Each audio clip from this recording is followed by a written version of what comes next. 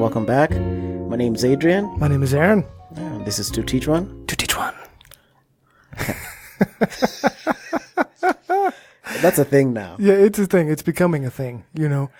You got to try some things every once in a while and just see how they work out. And until the day that Adrian gives me the, we're not doing that anymore. It's okay. We're going to be recording some professional intros and outros very soon. That's true. And I just want our listeners to know that when you hear the very professional intro and outro, that it's only because all of mine were rejected. I had a Ricola-themed one. You know, there was one based on some 70s TV show theme songs. Hell no. On to teach, like the Love Boat theme song. Does anybody remember Love Boat? No, nobody watched Captain Stubing? No. It was great because you had like 10 people get on the Love Boat every day, every Friday at like 7 o'clock. I used to watch this when I was a kid. By the end of the show, like Charo, remember Charo? She would dance. No. Love would be found. People would be happy. And then they would leave the Love Boat all like arm in arm, like, hey, thank you, Captain. Well, I found my true love. I'm so happy for them. Let's move on. Okay. Jeez. Love Boat. Dude, we're the Netflix era. I don't even think they have Love Boat on Netflix. No. That's how great a show it was. It's so good. Nobody wants to watch it anymore. When Netflix approached them, they were like, what's wrong with you? No, you can't afford us. Never. Anyway, so what did we talk about last week? So last week, we heard Dawn's story.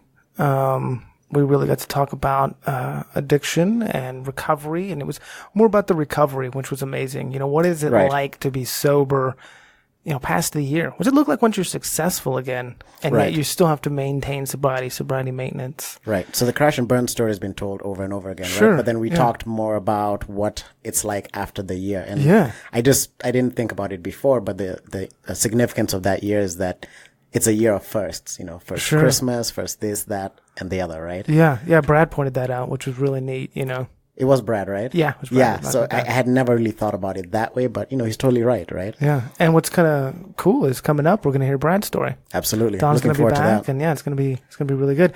And, you know what I did last week? What? Oh, yeah. Half marathon. You ran the half marathon. Congratulations to you. Thank you. Yeah. Not just congratulations to you. Allison is in here too. We haven't really introduced her yet, but since we're talking about it now, let's just go ahead and congratulate Allison too. Congratulations, Allison. Thank you. Just so strong. I admire you guys. I remember the suffering of last year, and I didn't run anywhere close to the miles you guys ran. So, I just know what's ahead of me now. I'm going to get ready. I think I'll do it next year. Are you thinking about doing the half? No, next. Yeah. It's going to be the half. That's what I was thinking about doing. So I'll start training as soon as possible. I mean, I'm already doing this year-long transformation journey. So I'm going to be documenting that pretty soon. You're going to see a bunch of stuff on IG, Yeah, there's going to be some stuff. I'm very excited to hear about that. I didn't even know anything about it, so. Yeah, I've been preparing slowly but surely because, just to kind of set myself up for success versus, the latter, right? Mm-hmm. And if I'm going to be on the podcast talking about all this health and wellness stuff, I better live it, And so, that's something that I'm going to do. And, I'll kind of talk about it a little bit more once I start, which is really, really soon. Yeah, it's going to be fun. I can't wait to, because Adrian actually, what's awesome about this episode and right here is the two people who are directly responsible for me even starting to run are now in the room. So That's so true. It is so true. It was your fault last year. Yeah. It was. And I'm seriously so proud of that. You should be. I like the way you just rolled up to me too. I don't know how you just asked and I was like, yeah. Yeah. I asked so many people. Yeah. And I thought, here's something I've always wanted to do. I still smoked like 10 to 15 cigarettes a day at that point. Mm-hmm, mm-hmm. And I was like, yeah, why not? This is a good time, right? And then it was so funny because as it began near, I was like, well, maybe they've got too many people and they don't need me. And then Adrian was like, no, man, we've already been doing it. And then Adrian was responsible. We told the story before. First time I go out and run, I like run, stop. The second time, Adrian's just like, no. No. The first time he ran a block and a half. Well, yes. Now that was and stopped. But that was because we'd already worked out. But that was the very, very first run. Yeah. And I admit that I was also not feeling it, right? I was just like, I want to stop too. but I didn't, right? Because I'd been there before. He was just getting into this whole thing. But yeah, then eventually. Yeah, that second time he was like, no, just don't stop, because that's so key. Because it's all in your head. Like, you're not going to die. Do your listeners have content in terms of context, I guess, in terms of what we're talking about? Yes. With the relay and everything like that. So they understand how the running started. Yes, I've told the story that, you suggested, because we all happened to work at the same place, and you suggested that we should all run together in the marathon relay, and I didn't know that existed. And then we formed, 2 different teams, and we ended up doing it, but it was a challenge, especially when you've never ran. Like, I remember when 2 miles was a big deal.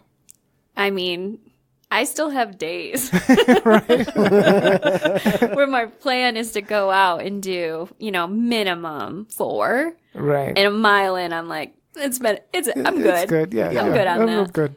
Well, what's cool is you went on from there because you did the relay too. I did do the relay. And now you've done a half marathon in Alaska. Correct. Which is super cool. Super right? cool. Yeah. And what did you do last Sunday? You did I did the 10 miler, the urban 10 miler. See, that looks like more fun than the half marathon. I have a question. Sure. So I remember we spoke before you went to Alaska and you were like, oh man, I'm just going to boss this because of the altitude, right?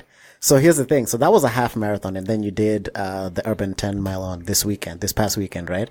Which one was more challenging? Oh, interesting. 1,000% the half. Okay. Because while altitude carried me gracefully for probably 8 miles, that particular trail, I guess, is totally uphill the last mile and a half. Oh, wow.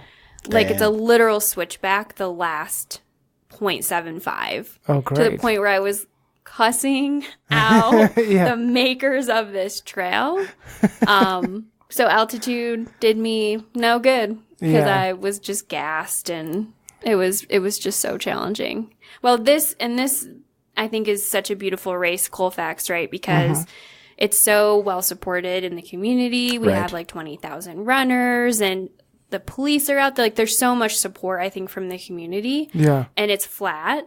And your run, the half, is an out and back, where the urban, we join the full marathon. Yeah. And you get to run right to the middle of Denver, which is super awesome. Super awesome. Got to run through Broncos Stadium. Yeah. It's and not I all was flat.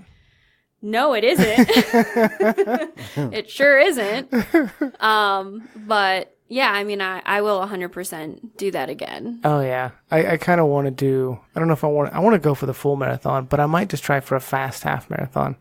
I don't know what I'm going to do next year. Yeah. Because it was amazing to me to look at the results, and I finished, like 260 out of 400 in my age range, but just realizing that, that many people my age or older ran that much faster. It's pretty awesome. Oh, I got lapped by children. Oh, yeah. Yeah. There's plenty of gazelling going on out there, especially with you.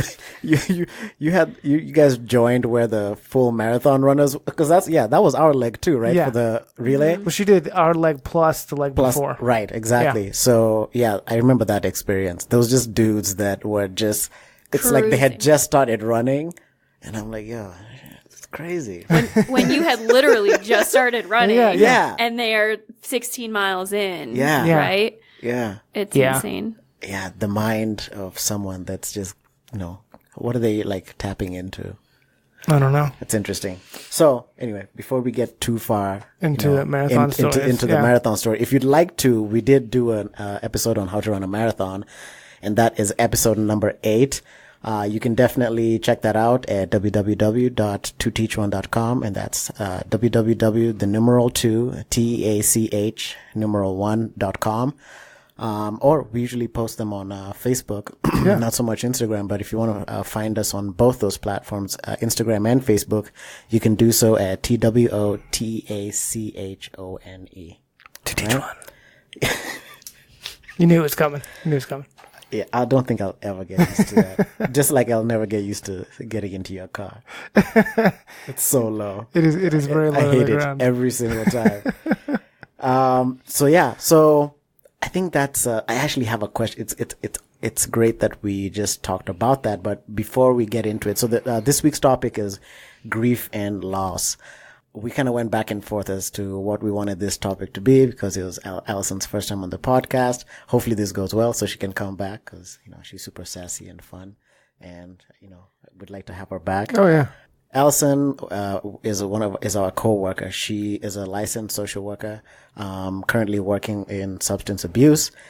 And, she's also our friend. We definitely, tap into her as a resource for, the real. If you want to know what's really going on, just go ask Allison. Hey, so Allison, when I'm doing this and I'm thinking this, does it mean that? She's like, yeah, okay, cool. Yeah. Well, just a quick story. Like my brain, and I told her this, it was kind of funny, has decided when I dream that she is the archetypal therapist, right? So when I have a dream, like I had like a therapy session with Allison in my dream.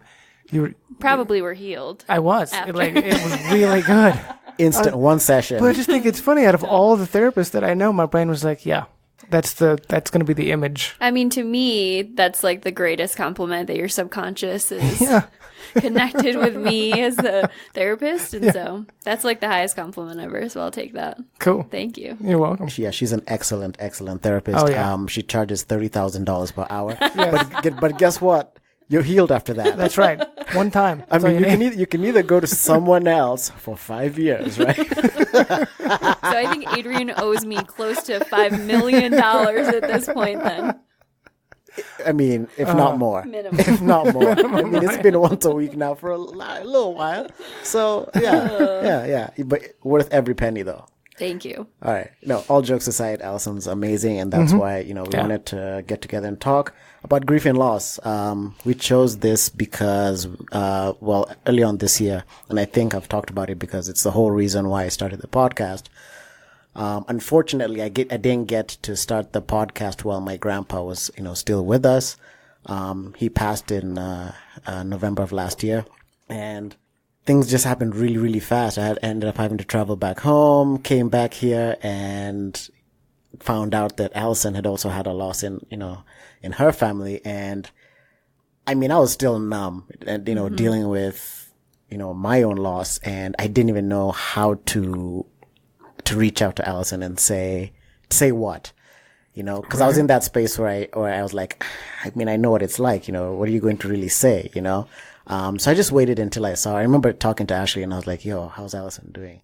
And she was like, yo, she's doing the best she can. Yeah. And I was like, yeah, I can relate to that, So just real quick before we get into it. So we were just talking about, running. So you've been getting ready for, the race that you just did. Allegedly. Kind of. Allegedly. Kind of. I mean, did that even play a role into like helping you go through, this really tough period? I mean, just strength. I just thought I'd ask because we were just talking about running. And I know for me in the past, I've used, my gym sessions to, kind of help me through some really tough things. I think that's a great question and call out because the reality is, yes, 1,000%. I remember, being home days after, having experienced the loss. And the first thing I wanted to do was just to go out and go for a run. Yeah. Because, I mean, it's just you and your brain. And I think, somatic experiencing and, processing with bilateral stimulation, which can be your legs, like walking and talking and just even the rhythm of running is really therapeutic and healing. And especially in the early days, I totally leaned on running because it's such good self-care. It's both. Right. We can really turn to really crummy ways of handling, and then we can try to do things that are helpful and, good release and get all the feel goods going too when we need like 1,000 extra than normal. Right. Yeah. Bring on the endorphins. Yeah. Yeah, so it's, I guess it's a balance, part Haagen-Dazs, part, getting ready to run in the Colfax Marathon, right? It's a balance, Yes. Yeah, exactly. Yeah, I know I often use running I mean, it's interesting that you talk about it, like the bilateral stimulation in that, because I'll have like moments of just insight into just whatever's going on in my life while I'm running, like Absolutely. mile 7, I'll be like, oh yeah. It's funny because I will process things. I don't know why my brain does this, but like if I were to walk into a room, I'll scan it and I will go back later and like go through the whole thing and remember things that I didn't remember or pick up on during that moment. That's interesting. And so I can do that when I'm running and I'll think of things that I never even thought I had considered, or, oh, I remember this one thing from that I need to do next, whatever. Yeah. Right. It's a really good way of organizing my brain, I guess, is the most simple way of stating it. Oh yeah, totally. I know tons of people, like really successful people from all walks of life, that say that that's when they do their most important work. Yeah. When they're running. I totally believe that. Or at the gym or some, whatever that looks like, right? Well, and I think when we're doing some sort of like physical activity, it's working out those pieces, but it causes us to just sit in our brain, right? Right. It really, I think for me, gives me clarity, because then I'm exhausting kind of the body, but I'm allowing my brain to also get through whatever it needs to, or feel, or whatever it is. Yeah. And I think it is, I think it's a healthy way of being able to do that. It's very meditative, especially long distance running. Right. Because once you get past like mile 3 or 4. Once you get past this sucks. Yeah, right? Why did I sign up? Why did I sign up? Your brain's going, do you even need to do this? Like, didn't you do this last week? You have to run again. Like, you're good. Like, you're not overweight. Anyway, so once you get past that point, right, and you keep running, you kind of get into this deep reflective state. And I know, I have some things that I think about a lot, that some large problems that I like to think about. And I'll just let my mind roam, and just see what happens. Mm-hmm. Yeah. And then I'll have like an epiphany and be like, oh, okay, well, there's a piece to that puzzle. As well as, oh yeah, here's this thing that's been going on in my life, and I should probably do this about that. I don't know. Yeah. Think about some deeper things.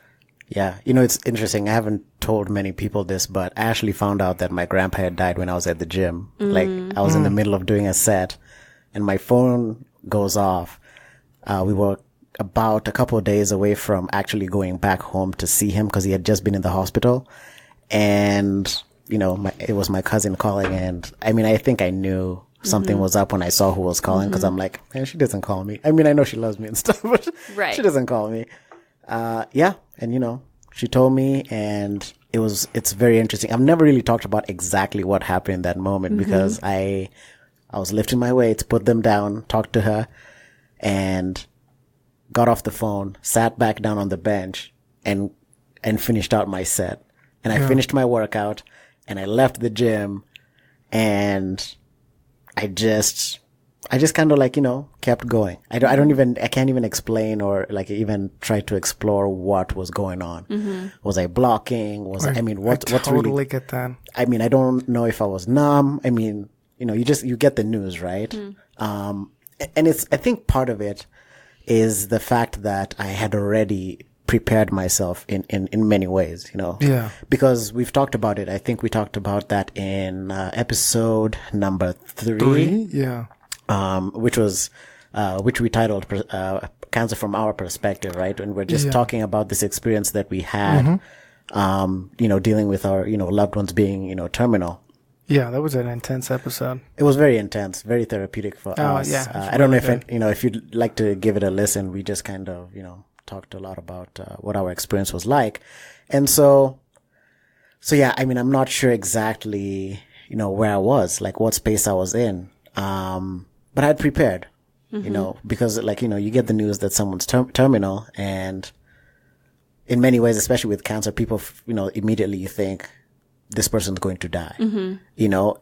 Unfortunately, that's the thought we get. It's not necessarily true, but that's definitely where my, my thoughts went. Even though I wanted to be really, positive about the whole thing. I think too, because I remember being at the bedside when my mom passed away and leaving the hospital, and I can totally realize I don't know what I was thinking, because I was just like, this is what we need to do. This is what happens next. Right. Just on to the next thing. There was all this business and stuff to take care of. Right. And I'm kind of glad there was. So I didn't really have time to just process that. And nor do I think your brain will let you right then. Agreed. Right. Yeah. Agreed. Right. It's just like, okay, in order to prevent you from just falling over and bawling, just focus on what you have to do next. So I had to do this and I have to take care of this and this has to be taken care of. And now this happens and now this happens. And that's just what I did. Is that what they call a disassociative state? Yeah. So what you are saying is really this idea, right? That when we are hit with a tremendous amount of trauma, like we can certainly dissociate, right? Yeah. And we're separate. We can really do linear, logical, rational things, which isn't emotional processing, the depths of what we're feeling. Sure. And it's almost like a safety mechanism, right? Like I can't do this. I can't tolerate this. Yeah. But I can get in my car and drive. I can try to, make arrangements, really things that are clear cut. But one of the things that I do think things that are also helpful to call out that shift are like, it is actually really hard to eat sometimes. Like your brain really does change, right? Like the things that you are capable of doing also shift, right? Yeah. It's almost like your hierarchy of needs. Like you can do basic things, but some things are actually really hard. Yeah. And like that's really normal too. Yeah, it was so interesting. I immediately like within a week, the whole house was different. Yeah. Like, cause we lived in the same place and I immediately was just like, okay, this is what happens next. I do this and I do that. And it was almost like for the first few months, nothing, like it was as if I did not experience any kind of loss. And then later on, it hits you. Yeah. Well, and you guys are talking a lot and I'd say this often.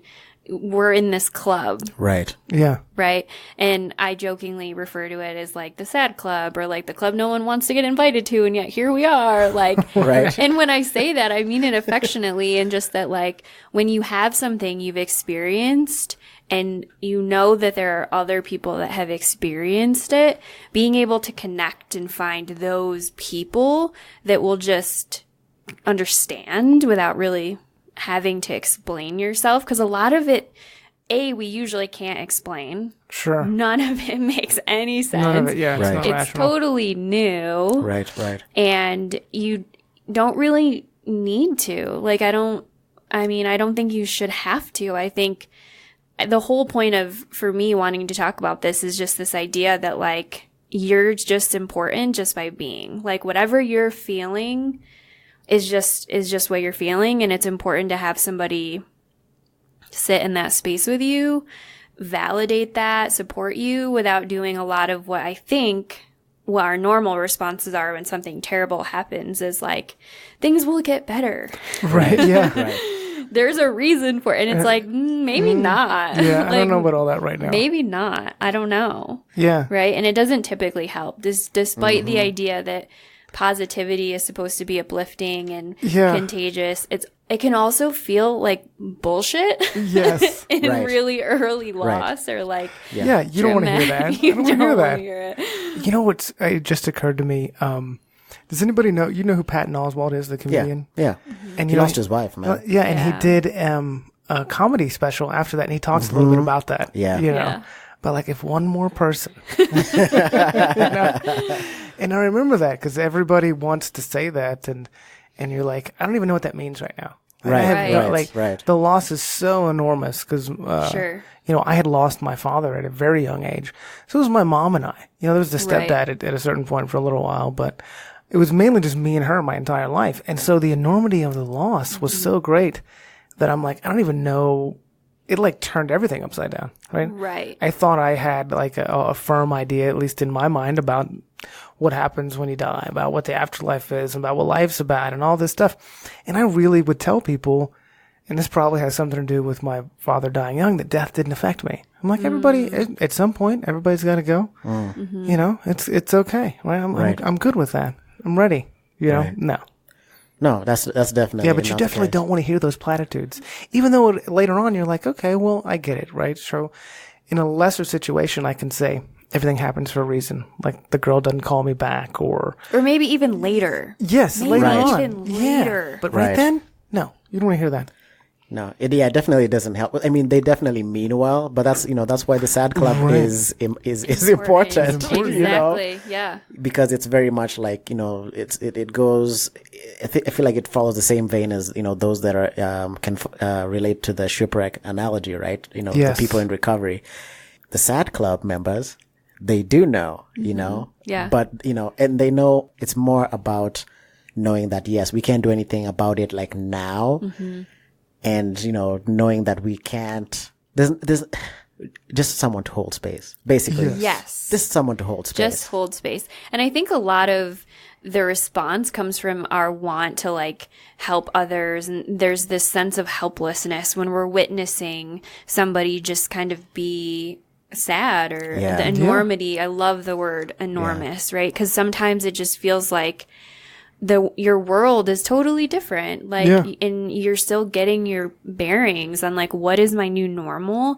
And I do think people want to help, right? Like, Right. yes. And, and this is an important one, and just hold space, right? Right. Like, I remember being at, the celebration of life because I recently lost my brother. And what's interesting is how many people are triggered by your loss. Right. And so I had so many people come up to me and basically ask me to hold space for them while they shared their grief over how this triggered their loss of their sibling, or Right. I've recently lost my mom last year. I get it. Or like, oh man, I can't imagine how you must be, and like projecting almost their emotional responses onto me. And pretty naturally, as a therapist, I can do that. I can hold space for you. Right. But then this like slow burning rage building of just like, how dare you ask me to do that for you today? Yeah. Couldn't you have chosen Another day. literally any other day than today? But there's also this weird explanation, this weird understanding of like, when someone asked me to do that, I was willing to because it took me out of my shit Right. for a minute. Yeah. Right? So this weird acceptance of like, yeah, I'll do that for you. Right? What? And I wonder, is that like a way?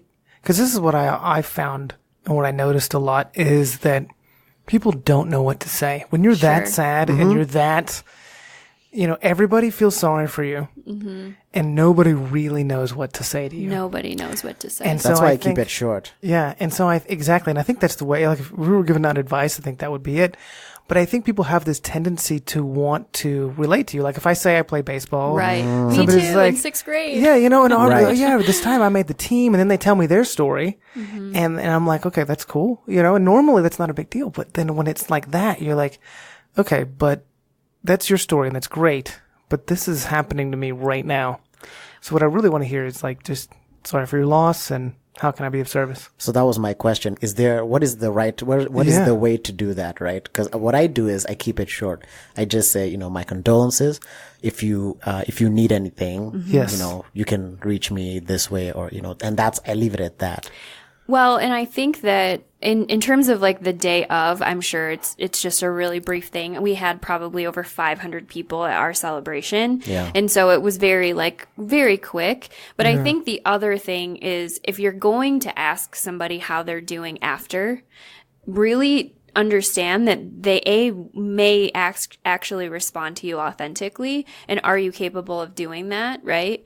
And like mean it, right? Don't come and ask questions Right. because you want to know what's going on, like in the family. That feels really invasive, but also like don't avoid either. Like don't purposely avoid me because you're too scared Right. to Yes. honor or address my loss. Right. Like this is now who I am, Yeah. right? Does that make sense? Oh, completely. And Right. I know on one of your notes you talked about like some of the unexpected things, and some of that is totally unexpected from people, and you're like, is this person avoiding me now? Like, it can change your relationship with someone forever. I mean, as far as, even if you come back and you can learn to forgive that person, it's almost like in your hour of need, they were absent, and you can not quite forget that. Like, I remember I have a friend, or, I used to have a friend. and let me say that, our relationship was already strained. I had pulled some, as a heavy drinker for many years, I pulled my share of shenanigans. But still, I had people who I'd also done that with, who understood me, who showed up then, right? And kind of put all that to the side and showed up for me. And one person sent me an email, and that was our last communication, because I was sort of floored, I was just like, thanks, but really?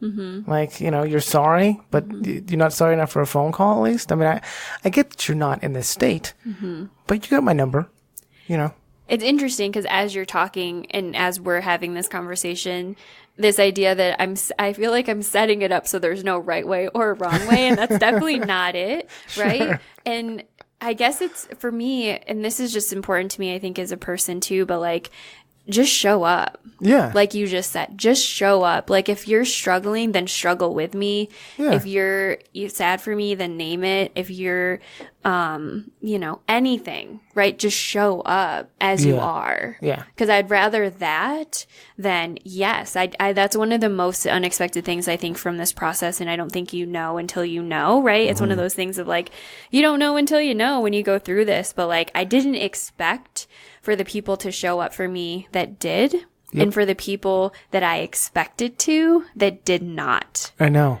And it feels like this complexity of grief because it's not just one, right? Like, I didn't just lose this huge, enormous person in my life, but I also lost these people that I thought I would have. And I don't. And I also now may not want to share this with you because you weren't there for me through this process. And like, that's okay. Because like, that's okay. Yeah. Yeah, absolutely. It's almost learning. And yeah, I guess, we could parse that and try to figure out what's going on in somebody else's head, but you'll never really know. No. But, certain things happen, and then you sort of know how you feel about it. And that's all you can really know. And so no matter how much time goes by or whatever, like, that happened. And I get that because I've done that in other people's lives through being an alcoholic. Like, I have said some things that I don't even remember saying that people are just like, yeah, but you said it. Right. And that's our relationship now. Right. And you can't ever come back from that. It's one of those. Yeah. I just learned that recently. Sometimes when you tell people who you are, right? And I don't hide it anymore. That changes things for them because they've had a relationship with an alcoholic in their life, or who knows why. Oh, yeah. But, things happen, things are said, and they really can't be taken back. So that was surprising for me, too. Well, and we just talked about when someone tells you who they are, believe them. Yeah. Right? When people show you who they are, believe them. Yeah. Right. Right? Because the people that want to show up for you, that are capable of showing up for you, and that changes. Like, I think that sometimes in the acuity and the intensity in the beginning, someone's ability to be able to do that for you is not a lot, right? Yeah. That changes someone's ability to be able to sit and be present. Maybe it's really intense in the beginning, and then, it kind of filters back. Maybe it's really intense with the people that are in your Santa club, right? Yeah. Because they really get it, and your relationships change and strengthen because of that. And then that was kind of the journey for you two's relationship. Yeah. And then it changes. Yeah, who knows what the future holds. Exactly. Yeah. I think that's okay too, is that you'll really connect to certain people. Maybe some people will fall away and then they come back when they need to, and maybe they don't. And can that be okay too? Sure. Right. And I thought it was interesting what Adrian said, because I sort of take the same, having been through that major thing. Like, when I hear it's a huge loss, it's not somebody that's like super close to me, then that's what I'm like, hey, I'm, really sorry. So, if you need me, let me know. Like, and I mean that. Like, if you need me to bring chicken soup or like, you can call me and be like, hey, I don't feel like making food tonight. Can you bring something over? And I'm there with some food. Right. Exactly. Yeah. But because I may not be close enough to you to be a person that you're going to like confide in, and like, I'm going to call you and we're going to talk for 2 hours, and that's cool, right? Because everybody has those people. Right. And then you have people more on the periphery, but you just want to be of service, and like, I'm not going to come up to you and be like, it's all going to be okay, and all, you don't want to hear all that. Right. Just, I'm here. If you need something, I got you. Otherwise, cool. Just, because those first weeks of that are just, it's just such an interesting thing, grief. And I think that's why it's really cool that we're doing this topic, because, we're a health and wellness podcast, and grief tends to be, at least in my experience, one of those things that it's talked about more now, but not a lot. Like, people don't really think about it. It's more of okay, you're going to get over that. Let's talk about something that's not as complicated, because I don't want to think about my own death. So I certainly don't want to help you deal with the one you just went through. Yeah. Yeah, absolutely. I think it's really, it's interesting, and it's kind of brave. Like, using episode 3 as like a benchmark, right? I don't know how people willing are to participate in those discussions, because it brings up something, for them, right? And, regardless of what that looks like, we decided to do this one because it's more important for us to do this and perhaps reach one person, that really needs it at the right time. Yeah. And, maybe they can be there for someone else, and there's so many aspects that affect, these kind of discussions from happening. Culture is one of them. I was just talking to a friend, about this, and I was like, it's interesting because I live, in this dual life, right? Where, at this point I've lived in this country longer than I was back home, in Africa, in Kenya. And so culturally, I have, the same duality going on, right? And in some ways, I think a lot about how it may not be kosher for me to be having, some people will, perceive what I'm doing as taboo and not okay. Really? Absolutely. In the Kenyan culture?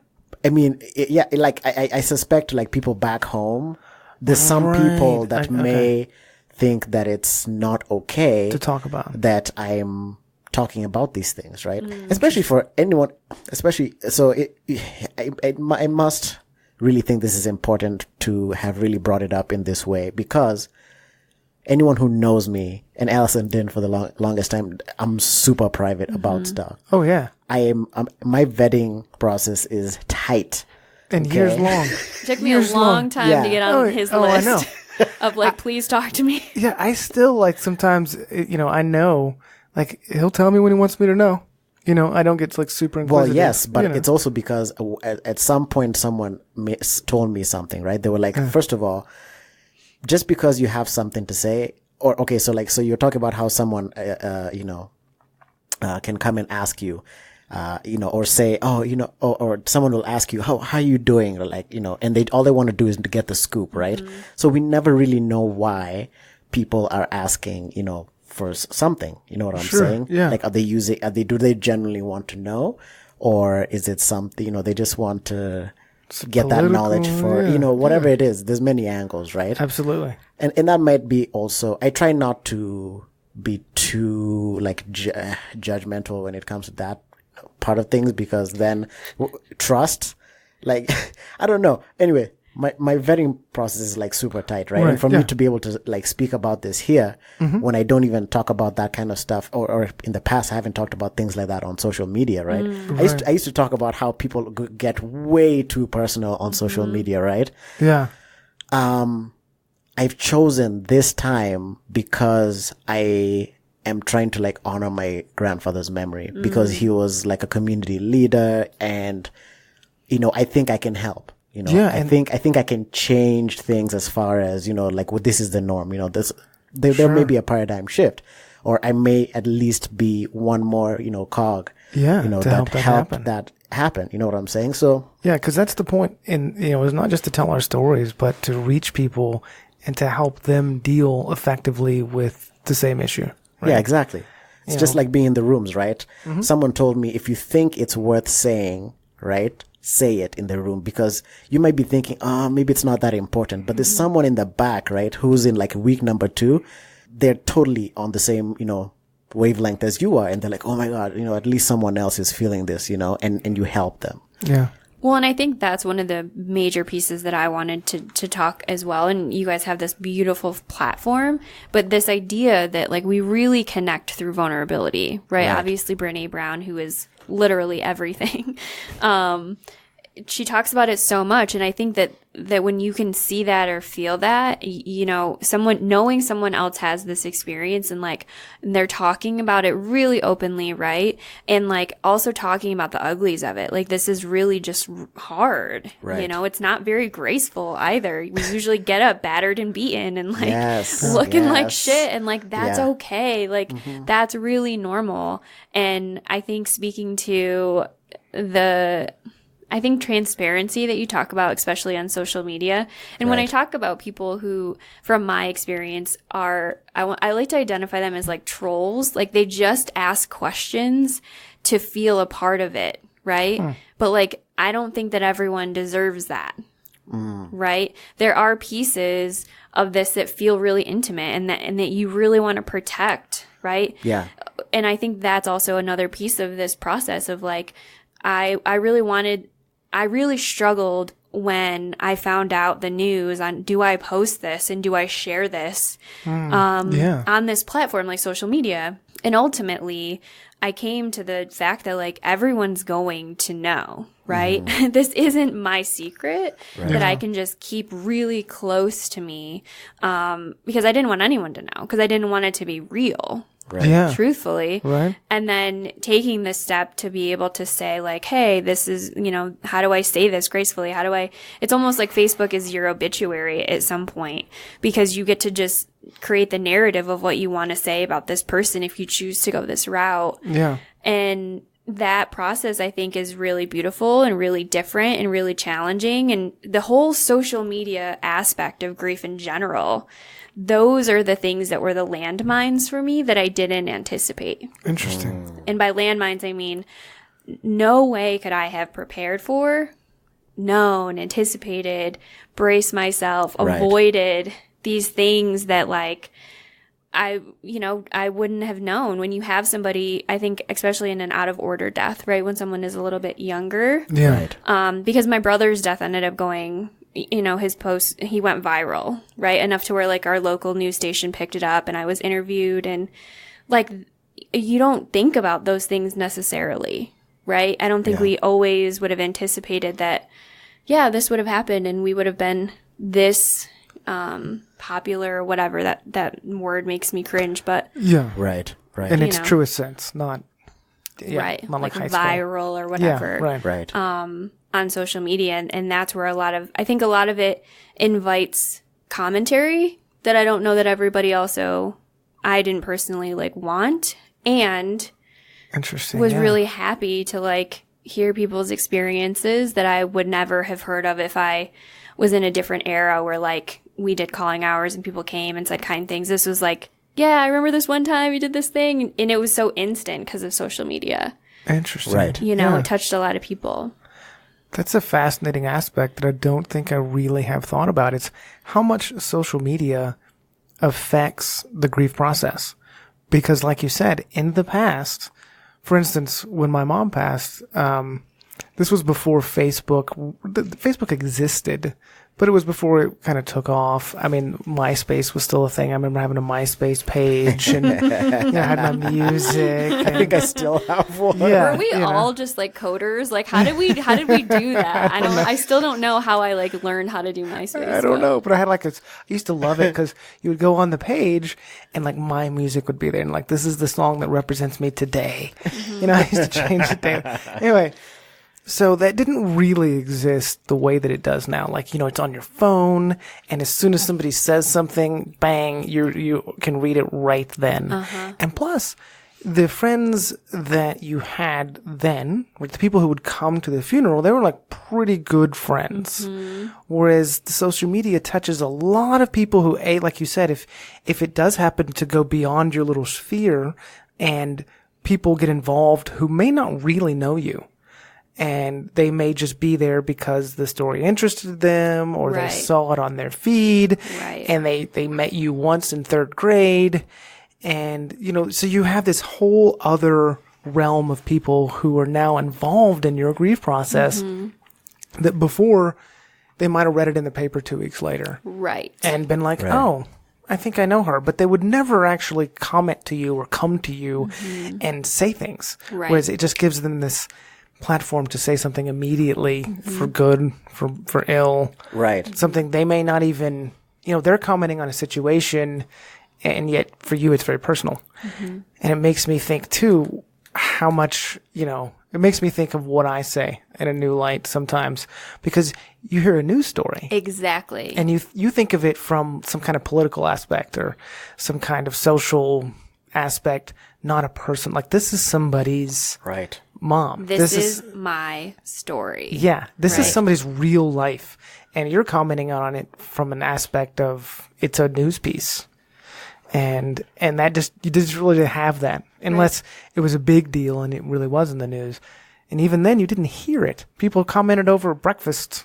They didn't get on Facebook and tell you about it because it didn't exist. Yeah. Such an interesting piece to grief. It is. I'm thanks for bringing up the landmine thing, because I just remember, and thank you so much for continuously checking up on me and going, hey, how you doing? How you doing? Like, every chance you got. You did it today. You did it earlier when we were texting, so thanks a lot for that. Not just you, but also, our other member of the SAD club that was going to be here. You know who you are. We love you. Yes, yeah, we do. Definitely love you.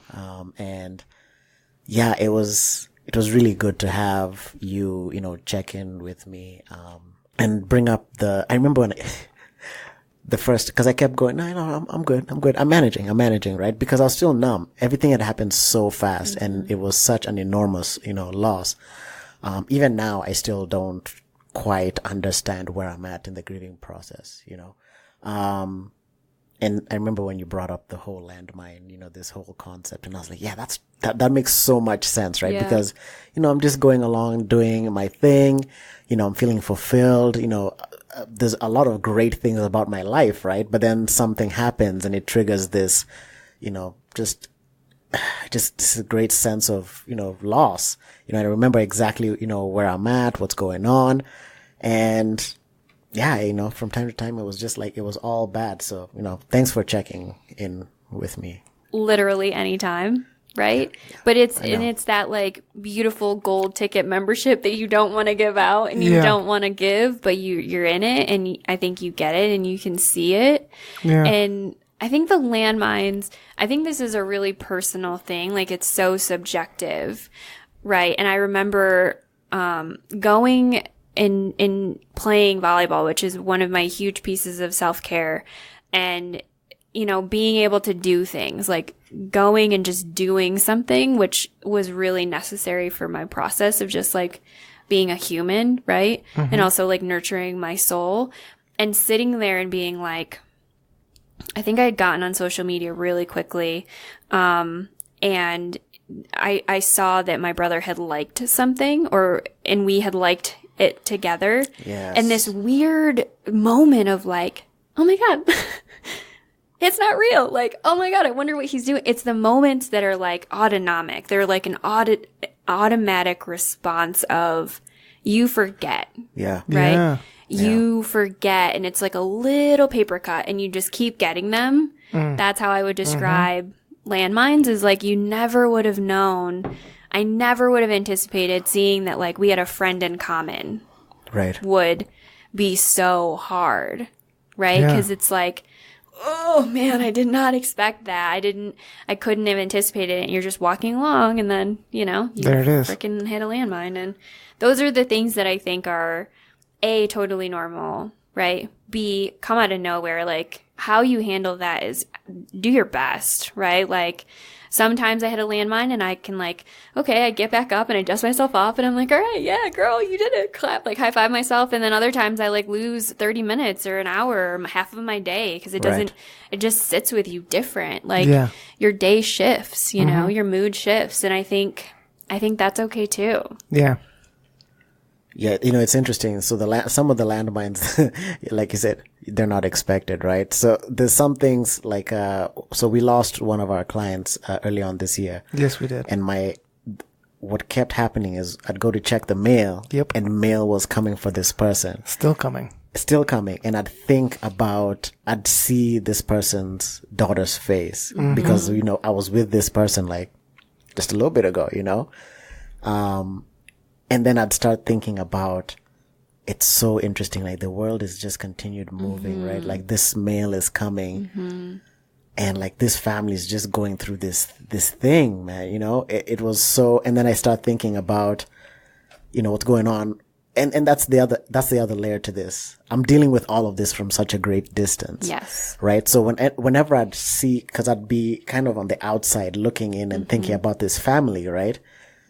And then I start thinking about my family because it feels the same way. You know what I'm saying? Because I'm so far away. Yes.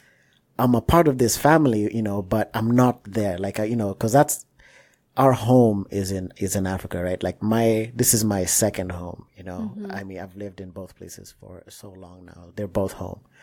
But then, yeah, I start thinking like, what's going on, like, what am I missing out on? Like, can I be a support for someone? I'm the oldest, like, cousin, we're spread out. Like, there's all these things that I have no real answers to, and then I also felt like, I don't know, like it's interesting because when we're at the service, one of the pastors talked about how it's important that at this point, more than ever, we work very, very hard to stay together.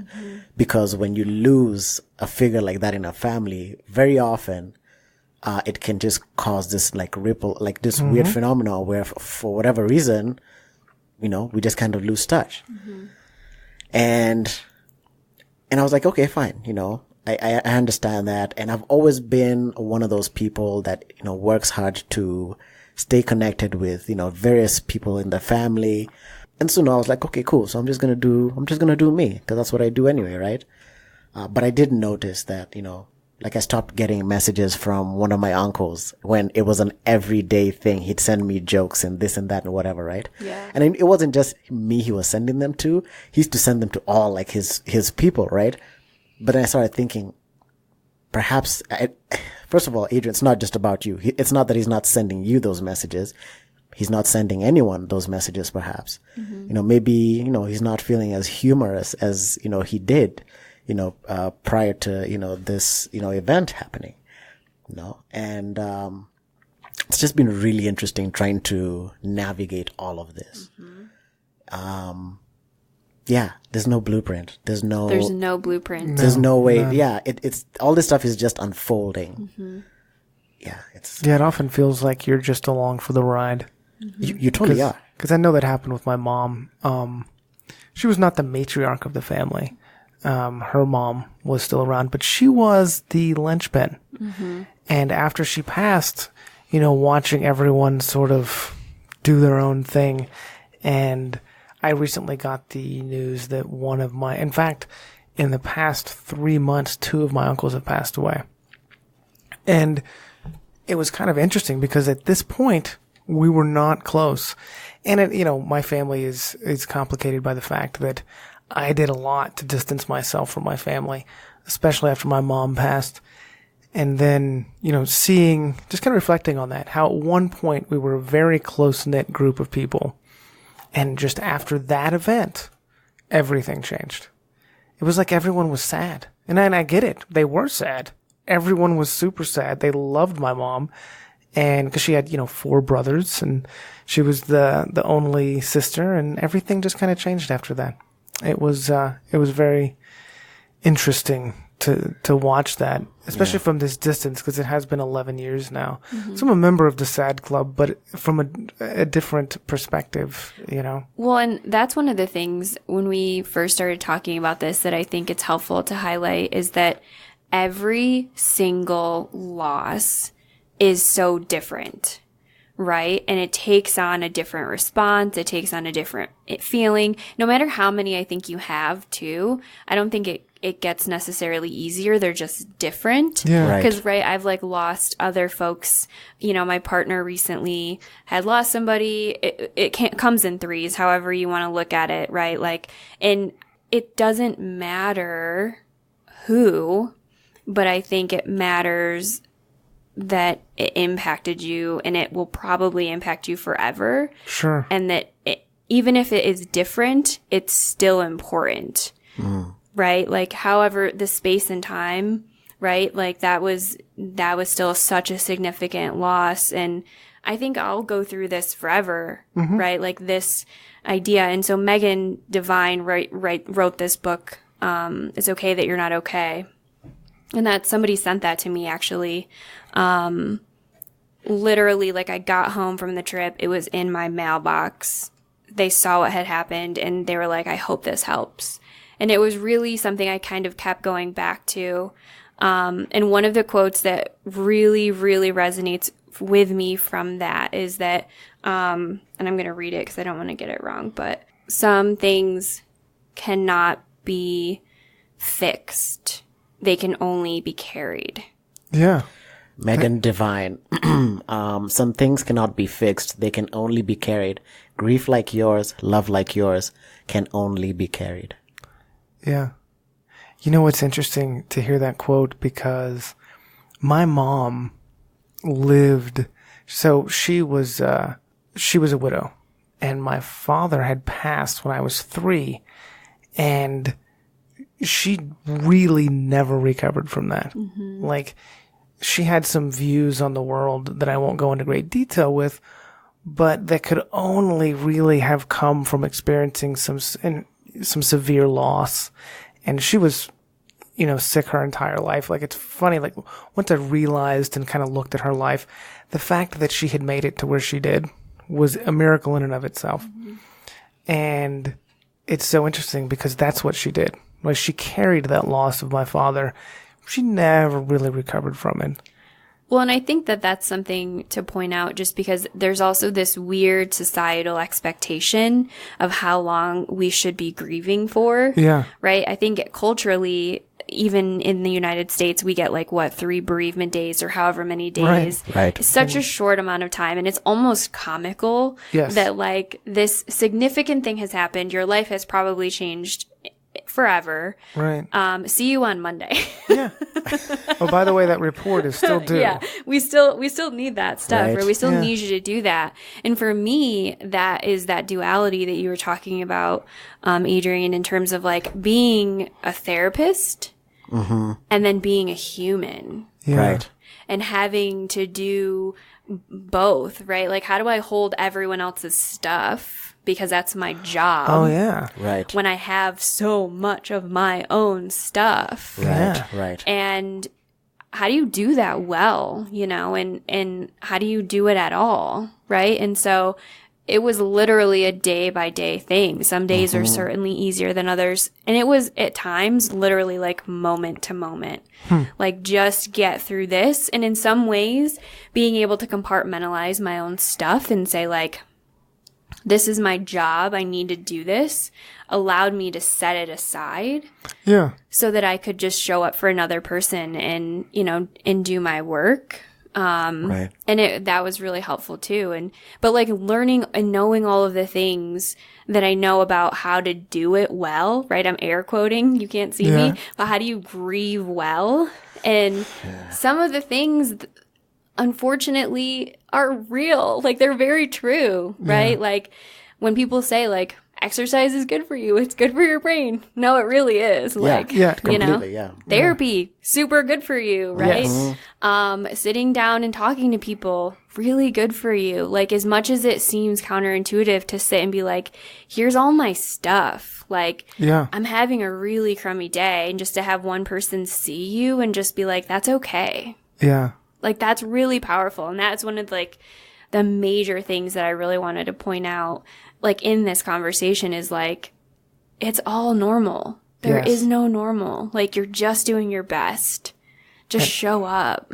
And I think it's interesting because until I did that, my one response was anger. Oh, yeah. I look at who I became And it started when she got ill. Because I took it like a champ, I thought, right? They were like, well, she has cancer, and here's what we're going to have to do, and here's the thing. No problem. But I became an entirely different person. And it was all anger for years and years and years until I began to unpack that. And that was actually just a couple of years ago that even really began for me. And it all revolved around just telling somebody how I really felt, like not having to be the A student. Like, I'm not in counseling to win the award for the best counselee. and I had such a hard time with that. Like, right. And until I broke that through the process of, really overcoming alcohol, I didn't realize how the two were so related, but they are. And until I overcame that, nothing happened, right? Because I thought there was a right way to do it, and I wanted to be that guy. Sure. Like, I wanted to be the exception to the rule. And just realizing, it's not how it works. Just say how you really feel, and then it begins to get better. Right. And I think that's huge. So yeah, I agree. Totally.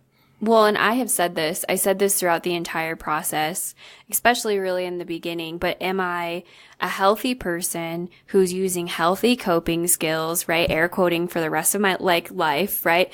Am I just doing it because I know that that's what I need to be doing or should be doing? Or am I an unhealthy person that's doing these coping skills that are healthy and just getting through? And eventually I had someone say, does the answer to that matter? Oh, yeah. And I was like, no. Yeah. You're totally right. Yeah. I don't know that it really matters at all. Yeah. Because we were talking earlier before we actually started recording about exactly that. And I had a lot of questions about whether or not I was actually going to start, doing the podcast and, all of these things. Because it was a lot. Remember, many times when you asked me how I was doing, I'd be like, I think I'm managing, but it's a lot. It's a lot, Mm-hmm. And I just love what you said earlier about, how am I going to, it's that duality, right? So I do this thing for work, right? And that's a lot of stuff. There's so much energy there, you need, there's so much you have to give there, right? But then I have all of this other stuff that's my own stuff. And, I'm just going to pat myself on the back because I think I've done a really decent job of surviving. I'll call it that, through this, because I have to be there for other people. Yeah, that's what we do. That's what we do, like Brad said, we love you until you learn how to love yourself. Yeah, right? it's literally our job description. Yeah, yeah. I really loved the way, well, maybe what not literally, about but that. Right. Yeah. So yeah, it was, it's been really interesting, trying to, figure all of this out and navigate the process of just getting through it, surviving, and using those coping mechanisms. Hello. So this is a little break. We're going to make this a 2-part episode because it's really interesting and it went a little bit long. So this is just going to appear right in the middle and it's going to be the end of episode 1 of, the grief, the sad club episode. We're not exactly sure what we're going to name it yet, but it's going really well. And we want people to tune in for part 2. And we thank Allison so much for being a part of this. Absolutely. So from all of us at 2teachone, my name's Adrian. My name's Aaron. See you next time.